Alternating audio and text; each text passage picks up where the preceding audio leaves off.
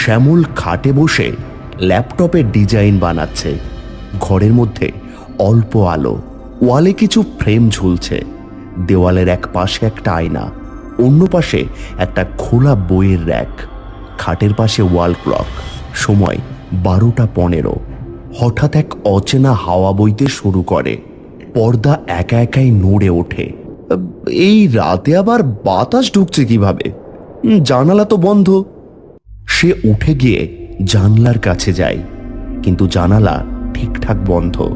হঠাৎ আয়নার পাশে একটা ছায়ামূর্তি যেন 1 সেকেন্ডের জন্য দেখা যায়। কি ওটা এত রাতে? এটা প্রথমবার নয়, আগের রাতেও সে শুনেছিল সেই কান্না, কিন্তু আজকেরটা অনেক কাছে, অনেক বেশি স্পষ্ট।